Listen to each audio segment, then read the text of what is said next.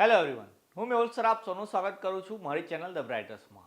તો આજના વિડીયોની અંદર આપણો જે થર્ડ સેમેસ્ટરનો સબ્જેક્ટ સોમ અથવા તો મોસ, એટલે કે આઈધર તમે મિકેનિકલમાં હોય તો સોમ, સિવિલની અંદર હોય તો મોસ, એના ચેપ્ટર નંબર 1ની અંદર એટલે કે ડાયરેક્ટ સ્ટેશન સ્ટેન્ડ કે જે આપણું 14 માર્કનું ચેપ્ટર છે એની ટાઈપ નંબર 2નો અભ્યાસ કરીશું.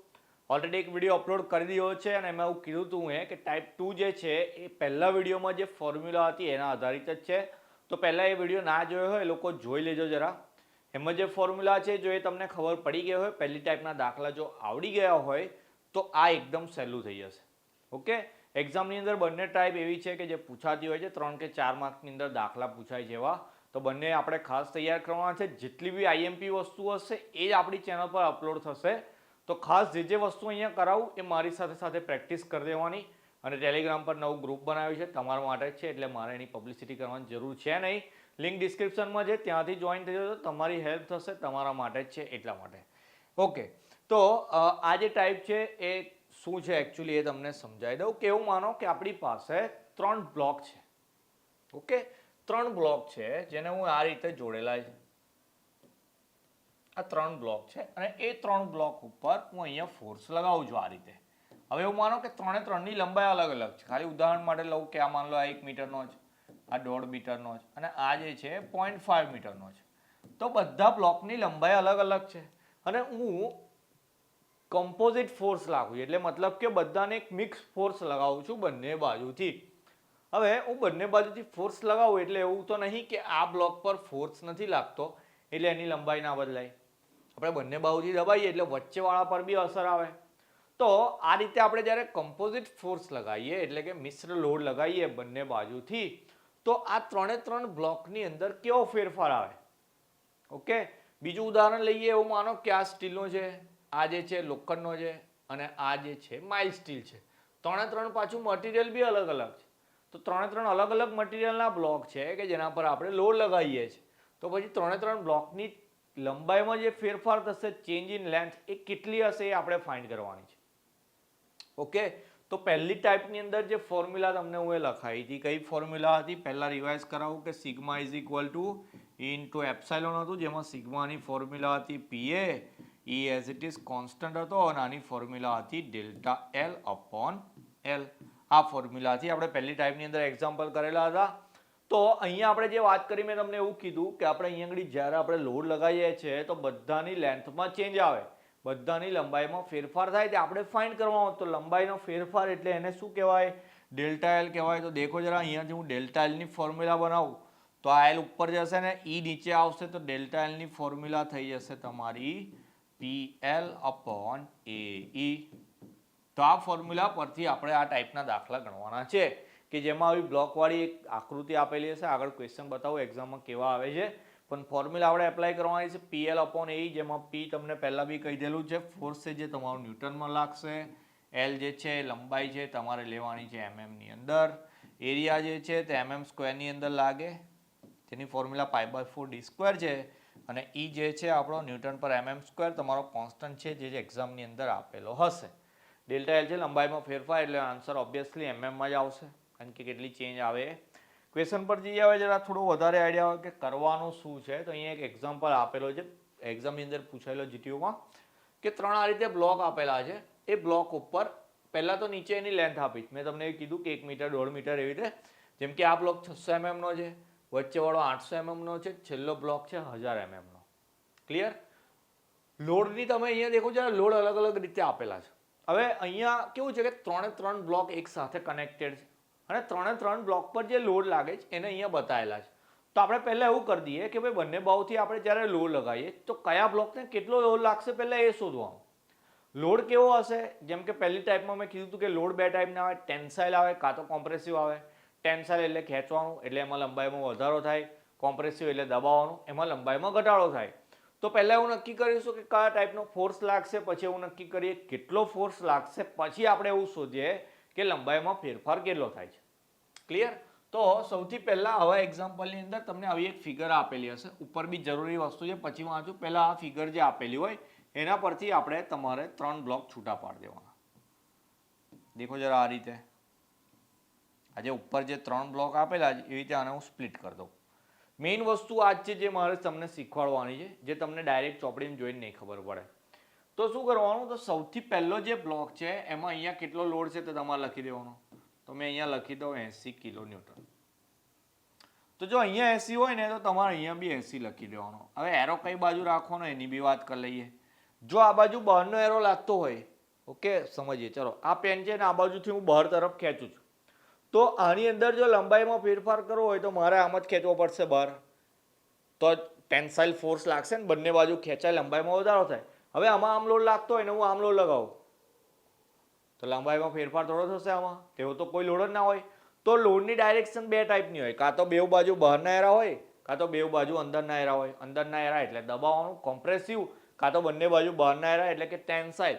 તો અહીંથી સૌથી પહેલા તમે દેખો બહારનો એરો છે, ટેન્સાઇલ ફોર્સ છે, તો આ બાજુ બી તમારે બહારનો એરો કરી દેવાનો. પછી ડાયરેક્ટ છેલ્લા બ્લોક પર જતું રહેવાનું, અહીંયા જોઈ લેવાનું 50 છે, ઓકે ચાલો, એટલે અહીંયા 50 ડ્રો કરી દેવાનું. એમાં બી દેખો જરા બહારનો એરો છે, તો અહીંયા બી તમારે આ બાજુ બહાર લખી દેવાનું 50 કિલો ન્યૂટન. બેઉમાં તમને કહી દીધું ટેન્સાઇલ છે તો આવી રીતે ટી લખી દો, ટેન્સાઇલ. હવે વચ્ચેવાળાની મગજમારી છે ખાલી, વચ્ચેવાળાને કેટલો લોડ લાગશે એ અહીંયાથી આપણે શોધવાનું. બે વસ્તુ આપેલી 50 ને 20, બેમાંથી કોઈ એકનો ઉપયોગ કરીને સોલ્વ કરવાનો. મેં તમને શીખવાડું, જેમ કે અહીંયા 50 આપેલું છે. આપણે તમે દેખો આ પહેલા બ્લોકની રાઈટ સાઈડ પર 50 લખ્યું, પણ આપણે પહેલા બ્લોકની રાઈટ સાઈડ પર કેટલા વાપરી નાખ્યા? 80 વાપરી નાખ્યા. આ બાજુ હતા 50, મારી પાસે હતા 50 રૂપિયા, પણ મેં કેટલા વાપરી નાખ્યા? 80 રૂપિયા વાપરી નાખ્યા. તો તમારી પાસે જ્યારે 50 રૂપિયા હોય, તમે 80 રૂપિયા વાપરો, એનો મતલબ શું કે તમે -30 જતા રહ્યા. -30 એટલે જે હતા એની વિરુદ્ધ દિશામાં 30 થઈ ગયા ને, તો મળી ગયો જવાબ. લો, વિરુદ્ધ દિશામાં 30. જો આ ખબર પડી ગઈ તો થઈ ગઈ વાત. સમજ્યા શું કીધું? આપણે અહીંયા ઉપરની ફિગરમાં જ જોઈએ છે કે ઉપરની ફિગર જે ક્વેશ્ચનમાં આપેલી હશે, અહીંયા 80 હતું એટલે ડાયરેક્ટ આપણે 80 લખી દીધું, પણ હતા તો આપણી પાસે 50, તો મારી પાસે 50 જ હતા અને હું 80 વાપર્યા. એકદમ દેશી ભાષામાં જેવું ખબર જ પડી જાય બધાને કે આ બાજુ એટલે પ્લસ અને આ બાજુ એટલે માઇનસ. તો જમણી બાજુ એટલે પ્લસ, તો મારી પાસે 50 રૂપિયા હતા અને પ્લસ એટલે મેં 80 રૂપિયા તો વાપરી નાખ્યા. ઓકે, તો 50 હતા અને 80 વાપર્યા એટલે આ બાજુ તરફ 30 લાગતું હશે. ક્લિયર થઈ ગયું? તો જો આ 80 પ્લસ અને 30 માઇનસ, તો 80 માંથી 30 જાય એટલે 50 આવી ગયા. જો એ બાજુથી ના કરવું હોય તો જો આ બાજુથી કરવું હોત તો કેવું થાત? તો દેખો જરા, આ પહેલો બ્લોક છે એની લેફ્ટ સાઈડ પર 20 છે, આ બાજુ કેટલા છે? 20 છે, પણ આપણે તો કેટલા વાપરી નાખેલા? 50 વાપરી નાખેલા. તો 20 હતા એટલે 50 વાપરે એટલે 30 માઇનસ થઈ જવાના. ઓકે, તો આની ઓપોઝિટ દિશામાં 30 દોરવાનું. બે બાજુથી જરૂર નહીં શીખવાનું, ખાલી એક જ બાજુથી શીખી લેવાનું. આ બાજુ બહારનો એરો આવે એટલે આ બાજુ બી 30 જ આવે. જેમ કે અહીંયા 80 તો અહીંયા 80 હતું, અહીં 50 તો અહીં 50 હતું, તો અહીંયા આપણે 30 શોધી લીધું એટલે આ બી 30 જ આવે. તો આ બી થઈ ગયો ટેન્સાઇલ ફોર્સ. 3 ટેન્સાઇલ ફોર્સ લાગે છે, એનો મતલબ 3 બ્લોકની લંબાઈમાં ફેરફાર થશે અને લંબાઈમાં વધારો થશે, કારણ કે ફોર્સ કઈ ટાઈપનો છે? ટેન્સાઇલ ટાઈપનો છે. ઓકે, ચાલો હવે ઉપરની વાત કરતો. મેં જે ડેટાની જરૂર હતી, 100 mm² ક્ષેત્રફળ ધરાવતા માઇલ સ્ટીલના સળિયા પર આકૃતિ દર્શાવ્યા પ્રમાણે લોડ લાગે છે. ઈની વેલ્યુ તમને આપેલી છે. તો ડેટા લખીશું આપણે. જરા હવે દેખો કે અહીં mm² એટલે એરિયા આપેલો છે આપણને 100. ઓકે, પછી દેખો અહીંયા 3 બ્લોકને છૂટા કર્યા અને P1 કહી દઈએ. તો P1 બરાબર છે 80 કિલોન્યુટન. કિલોને આપણે 10⁻³ કરી દઈએ છીએ, જેવું પહેલી ટાઈપમાં બી શીખવાડ્યું હતું.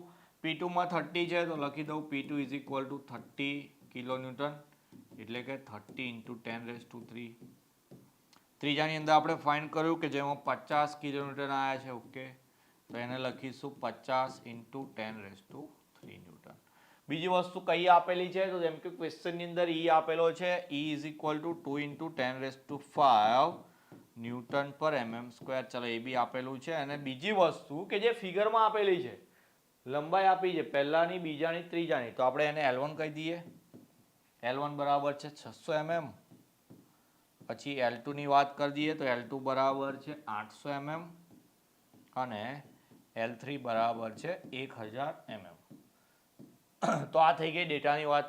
પહેલી ટાઈપમાં મેં કીધું હતું કે પહેલા ડેટા લખતા શીખી જવાનું. હવે આપણે ફાઇન્ડ કરવાનો છે કે સળિયાની લંબાઈમાં થતો ફેરફાર. આખો જે સળિયો કે જેમાં ભલે 3 અલગ અલગ વસ્તુ આપેલી પણ આખી સળિયાની લંબાઈમાં કેટલો ફેરફાર થાય તો કે જે 3 3 માં થતો હોય એનો સરવાળો કરવાનો. ઓકે, તો લખીએ અહીંયા આપણે કે ડેલ્ટા એલ જો મારે ફાઇન્ડ કરવો હોય તો શું કરવાનું કે 3 3 ની અંદર જે ફેરફાર થતો હોય પહેલા બ્લોકની અંદર, બીજા બ્લોકની અંદર અને ત્રીજા બ્લોકની અંદર એના પરથી મળે. તો આવી રીતે લખીએ કે delta L1 plus delta L2 plus delta L3. તો ડેલ્ટા L ની ફોર્મ્યુલા મેં તમને અત્યારે લખાઈ કે delta L is equal to શું લખવાનું PL અપોન AE. તો પહેલા માટે લખતા હોય તો દેખો જરા, પહેલા માટે લખતા હોય તો એના માટે લખીશું P1 L1 છેદમાં AE. હવે કેમ AE તો AE જ રહેવા દીધું. તો અહીંયા જે બી ક્વેશ્ચન છે એમાં એરિયા તો ફિક્સ આપેલો જ 100 mm² એટલે બધાનો એરિયા સેમ છે કારણ કે દેખો બધી પ્લેટની જાડાઈ તો એક સરખી છે અને એ તો બધામાં કોમન જ હોય. તો AE ની જગ્યાએ A1 E1 એવું નહીં લખવાનું. તો પછી આમાં દેખો જરા P2 L2 એના નીચે બી આપણે લખીશું AE અને અહીંયા લખીશું P3 L3 છેદમાં AE. હવે બીજી એક વાત કે જેમ કે અહીંયા ટેન્સાઇલ ફોર્સ હતો એટલે બધાની લંબાઈમાં વધારો જ થાય છે એટલે અહીંયા બધાને આપણે પ્લસ રાખ્યા. પણ કોઈ દાખલાની અંદર જો કોમ્પ્રેસિવ ફોર્સ એટલે કે દાબ બળ લાગતું હોય તો લંબાઈમાં ઘટાડો થાય તો એ જગ્યાએ આપણે અહીંયા માઇનસ કરીશું. એવો કોઈ એક્ઝામ્પલ આવશે તો જોઈ લઈશું. અહીંયા દેખો જરા બધાના છેદમાં AE છે એને કોમન લઈ લઉં અને AE ની વેલ્યુ બી મૂકી દઈએ. જેમ કે એરિયા આપણો 100 mm² હતો અને E ની જગ્યાએ 2 × 10⁵ એને કોમન લઈ લઈએ. પછી P1 L1 લખવાનું છે કે જેમાં P1 ની વેલ્યુ હતી આપણી 80 × 10⁵ ને L1 હતા 600. ઓકે, ચલો 80 × 10⁻³ × 600 આ P1 L1 લખ્યું. પછી P2 L2 એમાં કદાચ 600 લંબાઈ હતી અને લોડ આવ્યો હતો 30 કિલોમીટરનો અને ત્રીજી લંબાઈ હતી 1000 અને એમાં લોડ આવ્યો હતો આઈ થિંક 50 કિલોમીટરનો. ચેક કરી લઈએ ફરી એકવાર. લોડ બીજામાં 30 અને ત્રીજામાં 50, લંબાઈ 800 ઓકે 1000. ચલો યાદ રહી ગયું. આ વસ્તુ હવે કેલ્શિયમ લખવાની જરા કહી ગયું સાયન્ટિફિક કેલ્સી.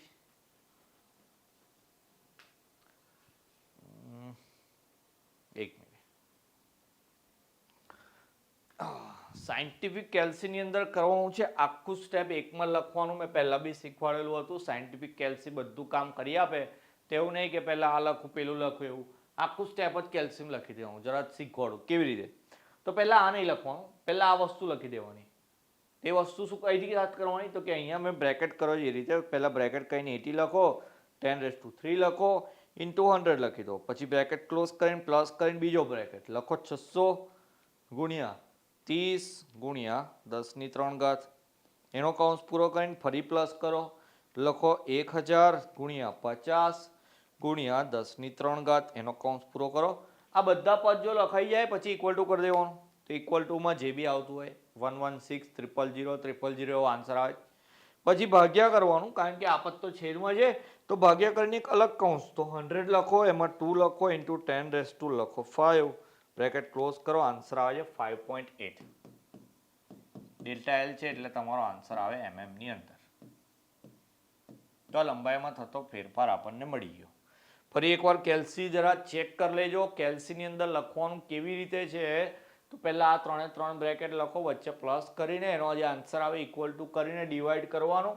અને અહીંયા એક કરતાં વધારે 3 પદ છે તો મેં હંમેશા કહું છું કે જ્યારે એક કરતાં વધારે પદ આવતા હોય તો એને હંમેશા આપણે બ્રેકેટમાં લખવાના કે જેથી ભૂલ થવાના ચાન્સીસ ના હોય.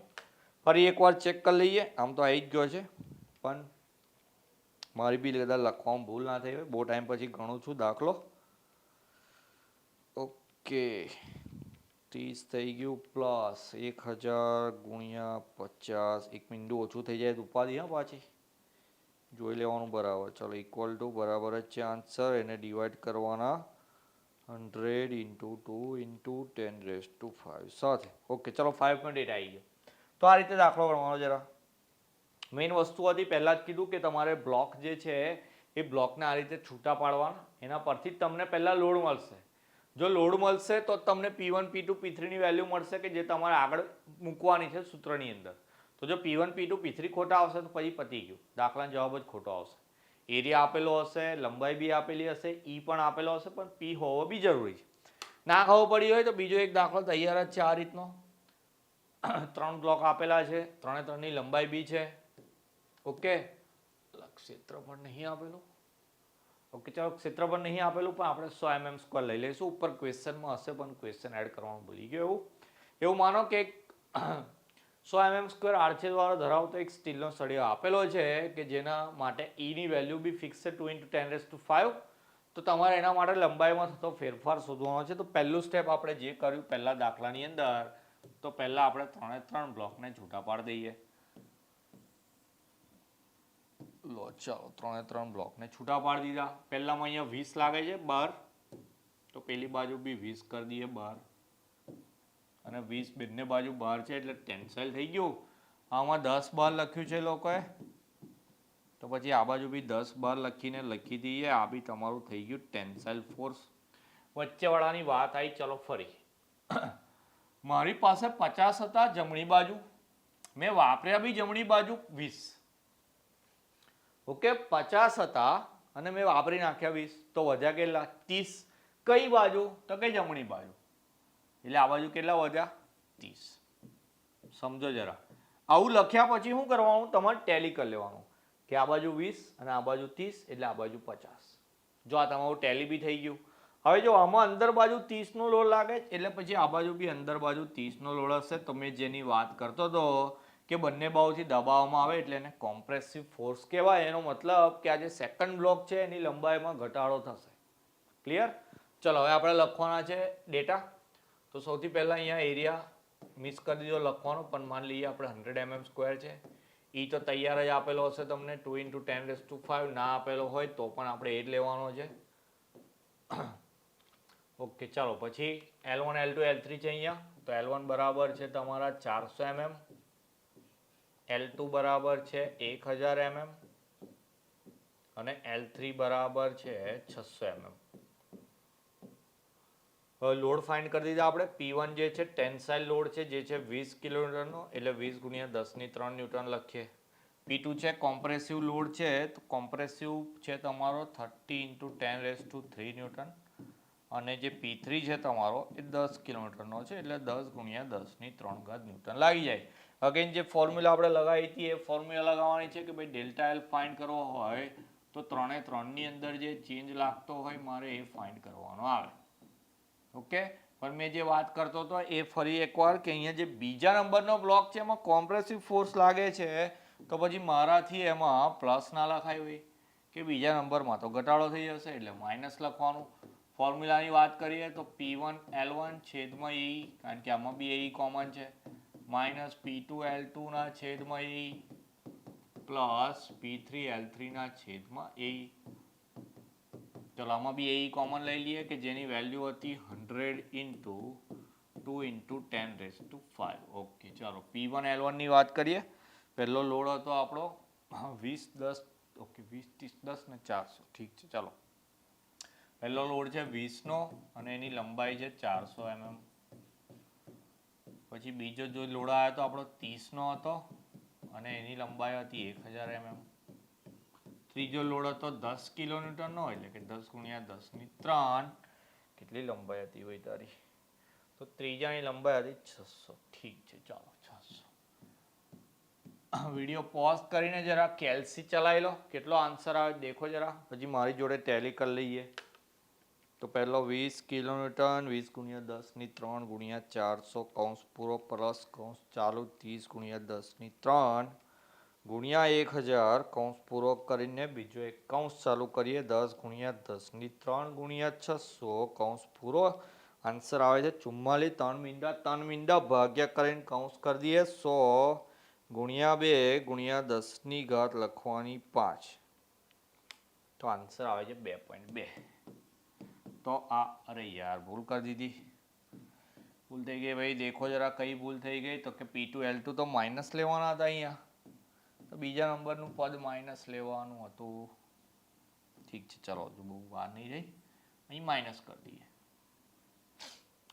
ઠીક છે, ચલો ફરી એકવાર પહેલા લખીશું 20 × 10⁻³ × 400, પછી માઇનસ કરવાનો, પછી કૌંસ કરવાનો અને લખવાનું છે એમાં 30 × 10⁻³ × 1000 પછી કૌંસ પછી તો પ્લસ જ છે 10 ગુણ્યા 10 ની 3 ગુણ્યા 600 માઇનસમાં આન્સર આવે છે ભાઈ -16 પછી 3 મીંડા જોઈ લેજો પછી ભાગ્યા કરીને લખીએ આપણે 100 ગુણ્યા 2 ગુણ્યા 10 ની ઘાત 5 તો આન્સર આવે છે મારો -0.8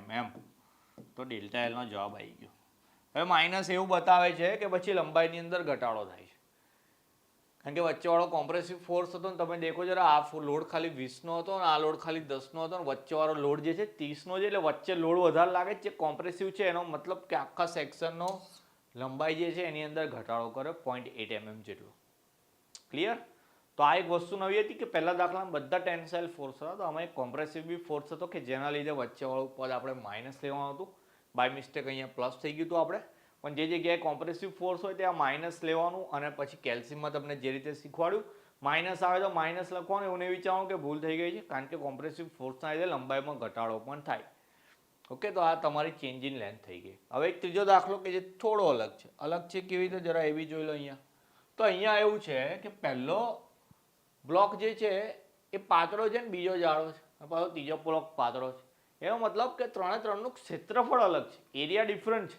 તો આ ક્વેશ્ચનની અંદર તમને એરિયા નહીં આપેલો જેમ કે પહેલા બેમાં 100 mm સ્ક્વેર આપણે લીધું હતું એવું અહીંયા નહીં આપેલું હોય લંબાઈ આપેલી 600 છે 600 છે 800 છે ઓકે તો આપણને ખબર પડી ગઈ છે બ્લોકને આપણે છૂટા પાડીને P1 P2 P3 બી લઈ લઈશું ની વેલ્યુ તો 2 ગુણ્યા 10 ની 5 જ લેવાની છે પણ એરિયા કયો લેવાનો તો એરિયા મારે તમને અહીંયા એક સિમ્બોલ કરીને આપ્યું છે 5 15 mm 5 20 mm 5 15 mm બીડી એમડી શીખીને આવ્યા 5 નો ખબર મતલબ કે ડાયામીટર કહેવાય 5 એટલે કે વ્યાસ આપેલો જ તો વ્યાસ એટલે કે D1 D2 D3 આપેલા બધું લખીશું પહેલા આપણે તો બ્લોકને છૂટા પાડી દેવાના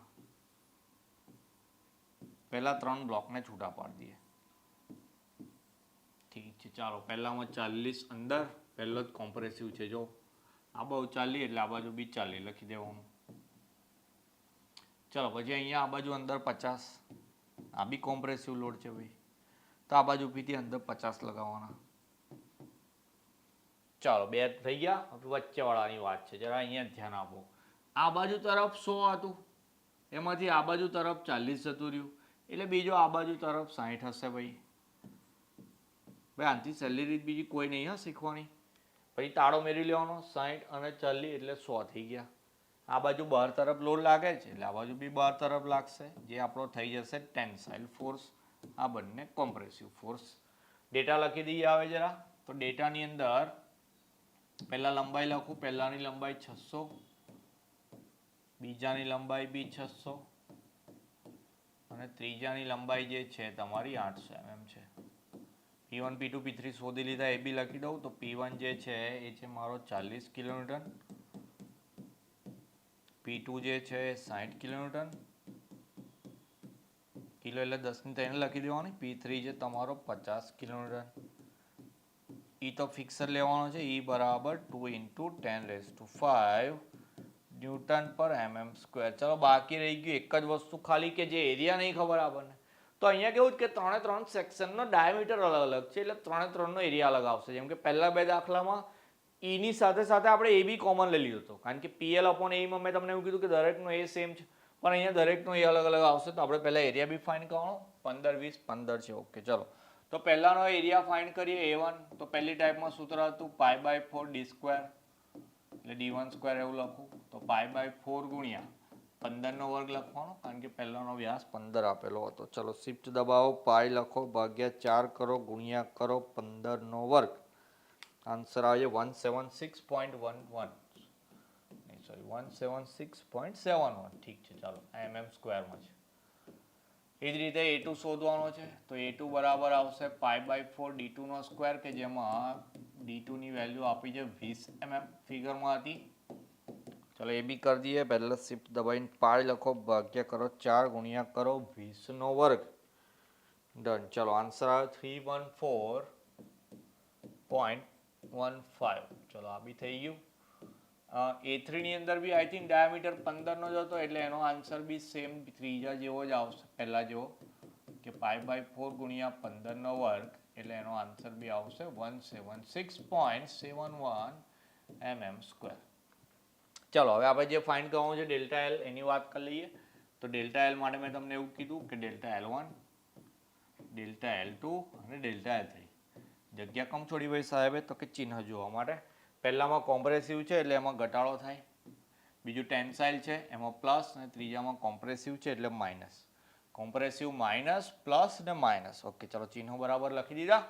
ફોર્મ્યુલા બી લખી દઈએ. તો આની ફોર્મ્યુલા P1 L1 છેદમાં A1E. કેમ A1? તો કે ભાઈ એરિયા અલગ છે. પ્લસ P2 L2 છેદમાં A2E માઇનસ P3 L3 ના છેદમાં A3E. આમાં કોમન ખાલી E નીકળશે કે જેની વેલ્યુ આપણને ખબર છે 2 × 10⁵. પછી બધો ડેટા અંદર લખવાનો. માઇનસ P1 ની વેલ્યુ, પહેલો લોડ કેટલાનો હતો આપણો? પહેલો લોડ છે 40 નો. ઓકે, 40 ગુણ્યા 10⁻³ એની લંબાઈ હતી આપણી 600. Okay, 600 mm. એના છેદમાં એનો એરિયા લખવાનો છે. A1 છે 176.71. પછી પ્લસ કરીને બીજો લોડ લખવાનો. ચલો P2 હતો આપણો 60, તો લખું 60 ગુણ્યા 10⁻³ એની લંબાઈ બી 600 હતી, અને એનો એરિયા આપણે ફાઇન્ડ કર્યો 314.15. પછી માઇનસ ત્રીજો જે લોડ હતો આપણો એ છે 50નો, એની લંબાઈ છે 800. ઓકે, ચલો 50 ગુણ્યા 10⁻³ લંબાઈ એની 800, અને એનો એરિયા બી છે 176.71. ચલો હવે આને લખવાનું કેલ્સીમાં. કેવી રીતે લખીશું? તો સેમ વસ્તુ કે આ જે છે એક બ્રેકેટમાં છે, પછી આ એક બ્રેકેટમાં છે ને આ એક બ્રેકેટમાં છે. તો પહેલા સૌથી પહેલા એક બ્રેકેટ લખો, એમાં લખો -40 ગુણ્યા કરો 10⁻³ ગુણ્યા કરો 600 અને ભાગ્યા કરો તો તરત જ 176.71. એનો બ્રેકેટ પૂરો કરી દો. પછી વચ્ચે અહીંયા પ્લસ છે એટલે પ્લસ લખો, ફરી બ્રેકેટ કરો, એમાં લખો 60 ગુણ્યા 10⁻³ ગુણ્યા 600, એને બી ડિવાઈડ કરી દો 314.15 થી, એનો બ્રેકેટ ક્લોઝ. પછી માઇનસ ફરી બ્રેકેટ કરો 50 × 10⁻³ ઇન્ટુ લખો 800, એને બી ડિવાઈડ કરી દો 176.71 થી. આખો બ્રેકેટ ક્લોઝ કરીને આન્સર દેખો આવે છે -247,580.3768. ચેક કરવા માટે સેમ આવે છે કે નહીં. આખો આન્સર આવ્યા પછી એને ડિવાઈડ કરવાના છે, તો ડિવાઈડ લખીને બ્રેકેટ કરો 2 × 10⁵ લખી દો. તો આન્સર આવ્યો મારો -1.23. ડેલ્ટા એલ છે એટલે એનો યુનિટ લખવાનો mm. ફરી એકવાર લંબાઈની અંદર થઈ ગયો ઘટાડો, કારણ કે બે ફોર્સ એવા હતા કે જે કોમ્પ્રેસિવ હતા.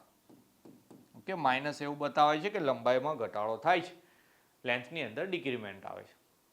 ઓકે, તો આ રીતે એક્ઝામ્પલ ગણવાના છે. તો આ એક્ઝામ્પલ જે છે ડિફરન્ટ છે, કારણ કે આની અંદર એરિયા આપણને આપેલો નહોતો. એરિયા 3×3નો ડિફરન્ટ હતો. કેવી રીતે ખબર પડે? તો કે એક સેક્શન પાતળો, એક સેક્શન જાડો, એ રીતે દરેકનો ડાયામીટર બી આપેલો. તો ફોર્મ્યુલા પહેલી ટાઈપમાંથી π/4d², એના પરથી પહેલા એરિયા ફાઇન્ડ કરી લીધો. પહેલા બે દાખલામાં એ કોમન કાઢતા હતા, તો આ દાખલામાં એરિયા તો અલગ હતો એટલે ખાલી E કોમન કાઢ્યો અને બધાના છેદમાં એરિયાની બી વેલ્યુ મૂકી દીધી. ક્લિયર? તો આ 3 દાખલા ગણવાના છે. બીજા તમારી પાસે ટેક્સ્ટ બુક હોય એમાં આપેલા છે, ગણવાના. પ્રેક્ટિસ કરવાથી જ આવડશે. IMP દાખલા હું અહીંયા એડ કરી દઉં છું, IMP તમને શીખવાડી દઉં છું, પણ એકલા IMP દાખલા નહીં કરવાના. જેટલી વધારે પ્રેક્ટિસ કરશો એટલું પાક્કું થઈ જશે, કારણ કે આમાં કેલ્ક્યુલેશન મેઇન છે. બરાબર છે? તો બીજા જે એક્સ્ટ્રા દાખલા તમે કરતા હોય એના ફોટા પાડીને ટેલિગ્રામ પર મોકલી આપવાના. હું ચેક કરી લઈશ, કોઈ જગ્યાએ ભૂલ હોય તો આપણે સુધારી દઈશું. જવાબ આવી જાય તો તમે મને મોકલવાની જરૂર નહીં, તમે ચોપડીમાં જોઈને ચેક કરી લો કે ઓકે છે, બરાબર છે, જવાબ આવી ગયો છે. પણ જો ઇનકેસ જવાબ ના આવતો હોય તમારો, કે તમે GTના પેપરમાંથી એ દાખલો ગણતા હોય તો એના તમારી પાસે આન્સર અવેલેબલ ના હોય, તો તમે મને ટેલી કરવા માટે અથવા તમારી ભૂલ શોધવા માટે મોકલી શકો છો. હું તમને ભૂલ સુધારી આપીશ, અને એ રીતે આપણે જેટલી બી વસ્તુ અહીંયા શીખીશું એ બધી પાક્કી કરી લઈશું. ઓકે, તો આ હતી ચેપ્ટર 1ની ટાઈપ નંબર 2. આઈ હોપ બંને ટાઈપ સહેલી છે, બધાને સમજ પડી ગઈ હશે. સમજ પડી ગઈ હોય તો વિડીયો લાઇક કરીને મેક્સિમમ શેર કરજો. તમને જેવું આવડી ગયું બધા સ્ટુડન્ટને આવડી જવું જોઈએ. મોસ અને સોમનો જે ડર છે બધાને, એ ડર આપણે કાઢી નાખવાનો છે અને સારામાં સારું રિઝલ્ટ લાવવાનું છે. ઓકે.